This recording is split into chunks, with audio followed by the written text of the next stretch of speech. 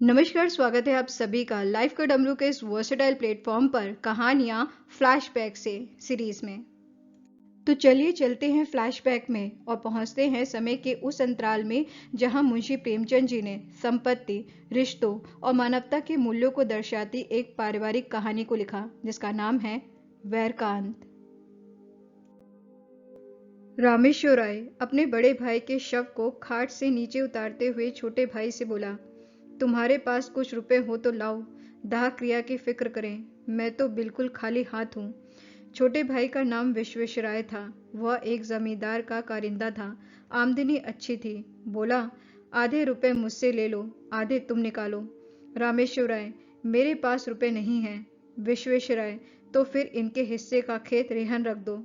रामेश्वर राय, तो जाओ कोई महाजन ठीक करो, देर ना लगे। विश्वेश्वराय ने अपने मित्र से कुछ रुपए उधार लिए। उस वक्त का काम चला। पीछे फिर कुछ रुपए लिए। खेत की लिखा पढ़ी कर दी। कुल 5 बीघे जमीन थी। 300 रुपए मिले। गांव के लोगों का अनुमान है कि क्रियाकर्म में मुश्किल से 100 रुपए उठे होंगे। पर विश्वेश्वराय ने षोडशी के दिन 301 रुपए का लेखा भाई के सामने रख दिया। रामेश्वराय ने चकित होकर पूछा, सब रुपए उठ गए? विश्वेश्वराय, क्या मैं इतना नीच हूं कि मरनी के रुपयों में भी कुछ उठा रखूंगा? किसको ये धन बचेगा? रामेश्वराय, अरे नहीं, मैं तुम्हें बेईमान नहीं बनाता, खाली पूछता था। विश्वेश्वराय, कुछ शक हो तो जिस बनिए से चीजें ली गई हैं उससे पूछ लो। साल भर के बाद एक दिन विश्वेश्वराय ने भाई से कहा, रुपए हो तो लाओ, खेत छुड़ा ले। रामेश्वराय, मेरे पास रुपए कहाँ से आए? घर का हाल तुमसे छिपा थोड़े ही है। विश्वेश्वराय, तो मैं सब रुपए देकर जमीन छुड़ाए लेता हूँ। जब तुम्हारे पास रुपए हों तो आधा देकर अपनी आधी जमीन मुझसे ले लेना। रामेश्वराय, अच्छी बात है, छुड़ा लो। 30 साल गुजर गए। विश्वेश्वराय जमीन को जोतता रहा। उसे खाद गोबर से खूब सजाया। उसने निश्चय कर लिया था कि अब यह जमीन ना छोड़ूंगा। मेरा तो इस पर मोरसी हक हो गया। अदालत से भी कोई नहीं ले सकता। रामेश्वराय ने कई बार यत्न किया कि रुपए देकर अपना हिस्सा ले ले, पर उस 30 साल में वे कभी 150 रुपए जमा न कर सके। पर अब रामेश्वराय का बड़ा लड़का जागेश्वर कुछ संभल गया था। वह गाड़ी लादने का काम करने लगा था और इस काम में उसे अच्छा नफा भी होता था। उसे अपने हिस्से की रात दिन चिंता लगी रहती थी। अंत में उसने रात दिन श्रम करके यथेष्ट धन बटोर लिया और एक दिन चाचा से बोला, काका, अपने रुपए ले लीजिए, मैं अपना नाम चढ़वा लूं। विश्वेश्वराय, अपने बाप के तुम ही चतुर बेटे नहीं हो। इतने दिनों तक कान ना हिलाए। जब मैंने जमीन को सोना बना लिया तब हिस्सा बांटने चले हो। रामेश्वराय, तुमने जमीन को सोना बना दिया तो उसका नफा भी तो उठाया। मैं तुमसे मांगने तो नहीं गया। विश्वेश्वराय, तो अब जमीन ना मिलेगी। रामेश्वराय, भाई का हक मार कर कोई सुखी नहीं रहता। विश्वेश्वराय, जमीन मेरी है, भाई की नहीं है। जागेश्वर, तो आप सीधे ना दीजिएगा। विश्वेश्वराय, ना सीधे दूंगा ना टेढ़े दूंगा, अदालत करो। जागेश्वर, अदालत करने की मुझ में सामर्थ्य नहीं है, पर इतना कह देता हूँ कि जमीन चाहे मुझे ना मिले पर आपके पास भी ना रहेगी। विश्वेश्वराय, ये धमकी जाकर किसी और को दो। जागेश्वर, फिर यह न कहिएगा कि भाई होकर वैरी हो गया। विश्वेश्वराय, 1000 गांठ में रख कर तब जो कुछ जी में आए करना। जागेश्वर, मैं गरीब आदमी 1000 रुपए कहाँ से लाऊंगा? पर कभी कभी भगवान दोनों पर दयालु हो जाते हैं। विश्वेश्वराय, मैं इस डर से बिल नहीं खोद रहा हूँ। रामेश्वराय तो चुप ही रहा, पर जागेश्वर इतना क्षमाशील न था। वकीलों से बातचीत की। अब वह आधी नहीं पूरी जमीन पर दांत लगाए हुए था। मृत सिद्धेश्वराय की एक लड़की तपेश्वरी थी। अपने जीवन काल में वे उसका विवाह कर चुके थे। उसे कुछ मालूम ही न था कि बाप ने क्या छोड़ा और किसने लिया। क्रियाकर्म अच्छी तरह हो गया। वह इसी में खुश थी। षोडशी में आई थी, फिर ससुराल चली गई। 30 वर्ष हो गए। न किसी ने बुलाया न वह मैके आई। ससुराल की दशा भी अच्छी न थी। पति का देहांत हो चुका था। लड़के भी अल्प वेतन पर नौकर थे। जागेश्वर ने अपनी फूफी को उभारना शुरू किया। वह उसी को मुद्दई बनाना चाहता था। तपेश्वरी ने कहा, बेटा, मुझे भगवान ने जो दिया है उसी में मगन हूँ। मुझे जगह जमीन ना चाहिए। मेरे पास अदालत करने को धन नहीं है। जागेश्वर, रुपए मैं लगाऊंगा, तुम खाली दावा कर दो। तपेश्वरी, भैया तुम्हें लड़ाकर किसी का काम का ना रखेंगे। जागेश्वर, यह नहीं देखा जाता कि वे जायदाद लेकर मजे उड़ावे और हम मुंह ताके। मैं अदालत का खर्च दे दूंगा, इस जमीन के पीछे बिक जाऊंगा, पर उनका गला ना छोड़ूंगा। तपेश्वरी, अगर जमीन मिल भी गई तो तुम अपने रुपयों के एवज में ले लोगे, मेरे हाथ क्या लगेगा? मैं भाई से क्यों बुरी बनूं? जागेश्वर, जमीन आप ले लीजिएगा, मैं केवल चाचा साहब का घमंड तोड़ना चाहता हूँ। तपेश्वरी, अच्छा, जाओ, मेरी तरफ से दावा कर दो। जागेश्वर ने सोचा, जब चचा साहब की मुट्ठी से जमीन निकल आएगी तब मैं 10-5 रुपए साल पर इनसे ले लूंगा। इन्हें अभी कौड़ी नहीं मिलती, जो कुछ मिलेगा उसी को बहुत समझेंगी। दूसरे दिन दावा कर दिया। मुंसिफ के इजलास में मुकदमा पेश हुआ। विश्वेश्वराय ने सिद्ध किया कि तपेश्वरी सिद्धेश्वराय की कन्या ही नहीं है। गांव के आदमियों पर विश्वेश्वराय का दबाव था। सब लोग उससे रुपए पैसे उधार ले जाते थे, मामले मुकदमे में उनसे सलाहें लेते थे। सब ने अदालत में बयान किया कि हम लोगों ने कभी भी तपेश्वरी को नहीं देखा। सिद्धेश्वराय की कोई लड़की ही न थी। जागेश्वर ने बड़े बड़े वकीलों से पैरवी करवाई, बहुत धन खर्च किया, लेकिन मुंसिफ ने उसके विरुद्ध फैसला सुनाया। बेचारा हताश हो गया। विश्वेश्वराय की अदालत में सबसे जान पहचान थी। जागेश्वर को जिस काम के लिए मुट्ठियों रुपए खर्च करने पड़ते थे, उसे विश्वेश्वराय मुरोवत में करा लेता था। जागेश्वर ने अपील करने का निश्चय किया। रुपए न थे, गाड़ी बैल बेच डाले। अपील हुई, महीनों मुकदमा चला। बेचारा सुबह से शाम तक कचहरी के अमलों और वकीलों की खुशामद किया करता। रुपए भी उठ गए। महाजनों से ऋण लिया। अब की उसकी डिग्री हो गई। 500 का बोझ सिर पर हो गया था, पर अब जीत ने आंसू पोंछ दिए। विश्वेश्वराय ने हाई कोर्ट में अपील की। जागेश्वर को अब कहीं से रुपए न मिले। विवश होकर अपने हिस्से की जमीन रेहन रखी। फिर घर बेचने की नौबत आई, यहाँ तक कि स्त्रियों के गहने भी बिक गए। अंत में हाई कोर्ट से भी उसकी जीत हो गई। अनोत्सव में बची खुची पूंजी भी निकल गई। 1000 पर पानी फिर गया। हाँ, संतोष यही था कि ये 5 बीघे मिल गए। तपेश्वरी क्या इतनी निर्दयी हो जाएगी कि थाली मेरे सामने से खींच लेगी? लेकिन खेतों पर अपना नाम चढ़ते ही तपेश्वरी की नीयत बदली। उसने एक दिन गांव में आकर पूछताछ की तो मालूम हुआ कि 5 बीघे 100 रुपए में उठ सकते हैं। लगान केवल 25 रुपए था। 75 रुपए साल का नफा था। इस रकम ने उसे विचलित कर दिया। उसने असामियों को बुलाकर उनके साथ जमीन का बंदोबस्त कर दिया। जागेश्वराय हाथ मलता रह गया। आखिर उससे रहा ना गया। बोला, फूफी जी, आपने जमीन तो दूसरों को दे दी, अब मैं कहाँ जाऊं? तपेश्वरी, बेटा, पहले अपने घर में दिया जलाकर तब मस्जिद में जलाते हैं। इतनी जगह मिल गई तो मैके से नाता हो गया, नहीं तो कौन पूछता। जागेश्वर, मैं तो उजड़ गया। तपेश्वरी, जिस लगान पर और लोग ले रहे हैं उसमें 2-4 रुपए काम करके तुम्हें क्यों नहीं ले लेते? जागेश्वर, मैं ऐसा समझता तो इस झगड़े में ही ना पड़ता। तपेश्वरी तो 2-4 दिन में विदा हो गई। रामेश्वराय पर व्रजपात सा हो गया। बुढ़ापे में मजदूरी करनी पड़ी। मान मर्यादा से हाथ धोया। रोटियों के लाले पड़ गए। बाप बेटे दोनों प्रातः काल से संध्या तक मजदूरी करते, तब कहीं आग जलती। दोनों में बहुधा तकरार हो जाती। रामेश्वराय सारा अपराध बेटे के सिर रखता। जागेश्वर कहता, आपने मुझे रोका होता तो मैं क्यों इस विपत्ति में फंसता। उधर विश्वेश्वराय ने महाजनों को उकसा दिया। साल भर भी न गुजरने पाया था कि बेचारे निराधार हो गए। जमीन निकल गई, घर नीलाम हो गया। 10-20 पेड़ थे, वे भी नीलाम हो गए। 24 जी दूबे न बने, दरिद्र हो गए। इस पर विश्वेश्वराय के ताने और भी गजब ढाते। यह विपत्ति का सबसे नोकदार काटा था, आतंक का सबसे निर्दय आघात था। 2 साल तक इस दुखी परिवार ने जितनी मुसीबतें झेली, यह उन्हीं का दिल जानता है। कभी पेट भर भोजन न मिला। हाँ, इतनी आन थी कि नीयत नहीं बदली। दरिद्रता ने सब कुछ किया, पर आत्मा का पतन न कर सकी। कुल मर्यादा में आत्मरक्षा की बड़ी शक्ति होती है। एक दिन संध्या समय दोनों आदमी बैठे आग ताप रहे थे कि सहसा एक आदमी ने आकर कहा, ठाकुर चलो, विश्वेश्वराय तुम्हें बुलाते हैं। रामेश्वराय ने उदासीन भाव से कहा, मुझे क्यों बुलावेगा? मैं उसका कौन होता हूँ? क्या कोई उपद्रव खड़ा करना चाहता है? इतने में दूसरा आदमी दौड़ा हुआ आकर बोला, ठाकुर जल्दी करो, विश्वेश्वराय की दशा अच्छी नहीं है। विश्वेश्वराय को इधर कई दिनों से खांसी बुखार की शिकायत थी, लेकिन शत्रुओं के विषय में हमें किसी अनिष्ट की शंका नहीं होती।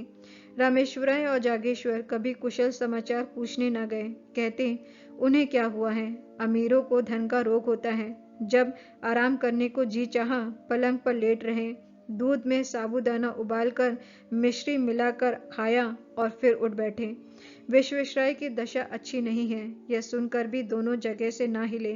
रामेश्वराय ने कहा, दशा को क्या हुआ है? आराम से पड़ा, बातें तो कर रहा है। जागेश्वर, किसी वैद्य हकीम को बुलाने भेजना चाहते होंगे, शायद बुखार तेज हो गया हो। रामेश्वराय, यहाँ किसे इतनी फुर्सत है? सारा गांव तो उसका हितू है, जिसे चाहे भेज दे। जागेश्वर, हर्ष ही क्या है, जाकर सुनाऊं? रामेश्वराय, जाकर थोड़े उपले बटोर लाओ, चूल्हा जले, फिर जाना। ठकुर सुहाती करनी आती तो आज यह दशा न होती।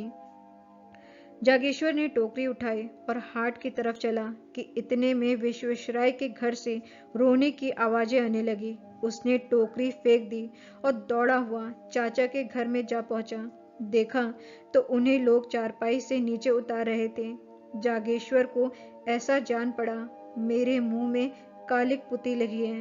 वह आगान से दालान में चला आया और दीवार में मुंह छिपाकर रोने लगा। यौवस्था आवेश में होती है, क्रोध से आग हो जाती है तो करुणा से पानी भी हो जाती है।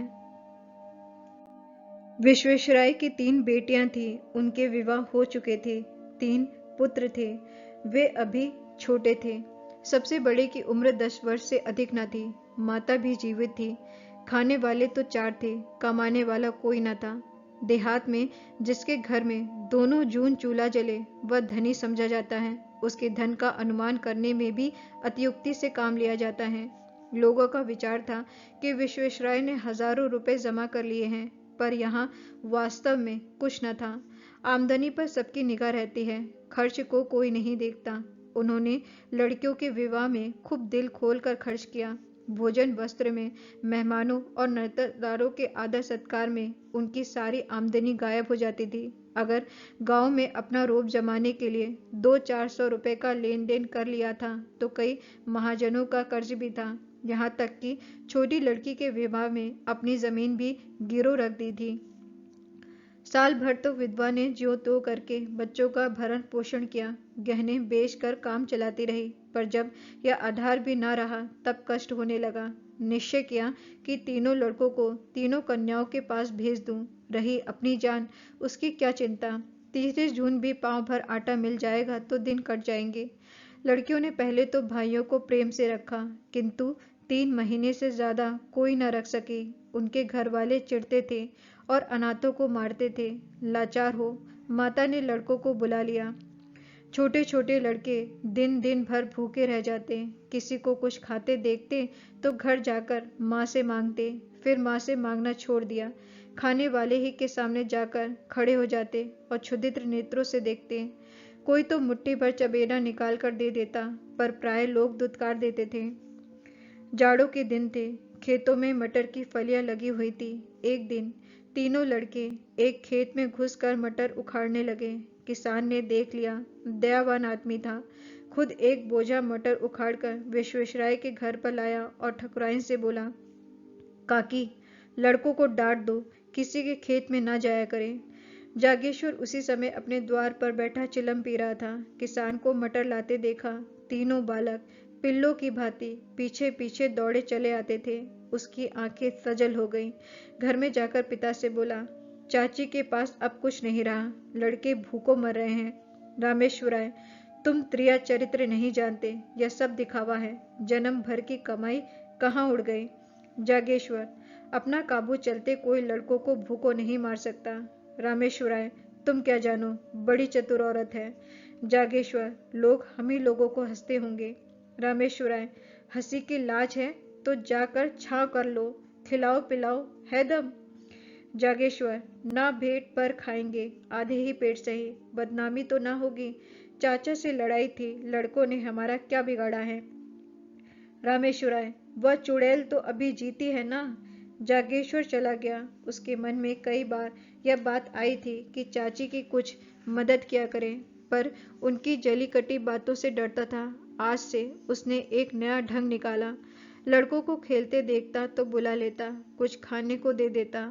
मजूरों को दोपहर की छुट्टी मिलती है।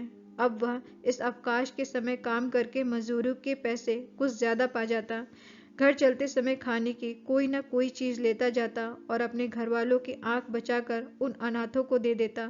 धीरे धीरे लड़के उससे इतने हिल मिल गए कि उसे देखते ही भैया भैया कहकर दौड़ते, दिन भर उसकी राह देखा करते। पहले माता डरती थी कि कहीं मेरे लड़कों को बहलाकर ये महाशय पुरानी अदावत तो नहीं निकालना चाहते। वह लड़कों को जागेश्वर के पास जाने और उससे कुछ लेकर खाने से रोकती, पर लड़के शत्रु और मित्र की बूढ़ों से ज्यादा पहचानते हैं। लड़के माँ के मना करने की परवाह न करते। यहाँ तक कि शनि शनि माता को भी जागेश्वर की सहृदयता पर विश्वास आ गया। एक दिन रामेश्वराय ने बेटे से कहा, तुम्हारे पास रुपए बढ़ गए हैं तो दो चार पैसे जमा क्यों नहीं करते, लौटाते क्यों हो। जागेश्वर, मैं तो एक एक कौड़ी की किफायत करता हूँ। रामेश्वराय, जिन्हें अपना समझ रहे हो वे एक दिन तुम्हारे शत्रु होंगे। जागेश्वर, आदमी का धर्म भी तो कोई चीज है, पुराने वैर पर एक परिवार को भेंट नहीं कर सकता। मेरा बिगड़ता ही क्या है, यही ना, रोज घंटे 2 घंटे और मेहनत करनी पड़ती है। रामेश्वराय ने मुंह फेर लिया। जागेश्वर घर में गया तो उसकी स्त्री ने कहा, अपने मन की ही करते हो, चाहे कोई कितना ही समझाए। पहले घर में आदमी दिया जलाता है। जागेश्वर, लेकिन यह तो उचित नहीं कि अपने घर में दिया की जगह मोमबत्तियां जलाई जाए और मस्जिद को अंधेरा ही छोड़ दे। स्त्री, मैं तुम्हारे साथ क्या पड़ी, मानो कुएं में गिर पड़ी। कौन सुख देते हो, गहने उतार लिए, अब सांस भी नहीं लेते। जागेश्वर, मुझे तुम्हारे गहने से भाइयों की जान ज्यादा प्यारी है। स्त्री ने मुंह फेर लिया और बोली, वैरी की संतान कभी अपनी नहीं होती है। जागेश्वर ने बाहर जाते हुए उत्तर दिया, वैर का अंत वैरी के जीवन के साथ ही हो जाता है।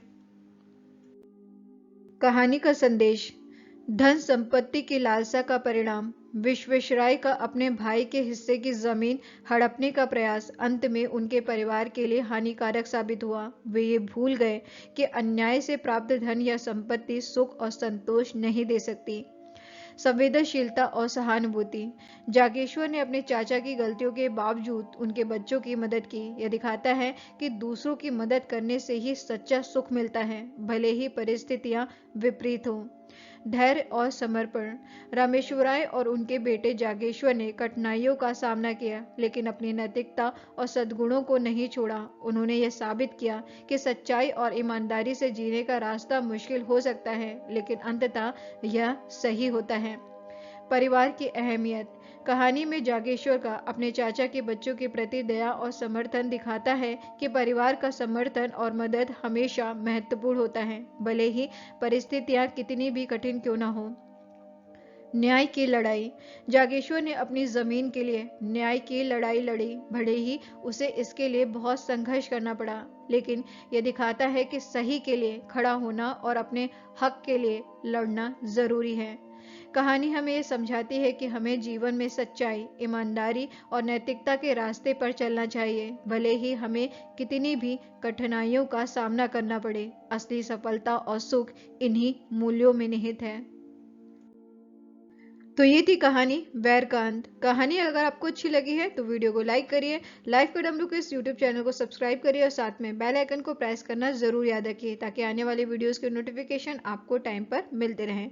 इस वीडियो में इतना ही, फिर मिलते हैं एक नए वीडियो में एक नई कहानी के साथ। तब तक के लिए आप अपना ख्याल रखिए, अपनों का ख्याल रखिए, खुश रहिए, मुस्कुराते रहिए और जिंदगी में चाहे जो भी हो जाए हमेशा पॉजिटिव रहिए। शुक्रिया।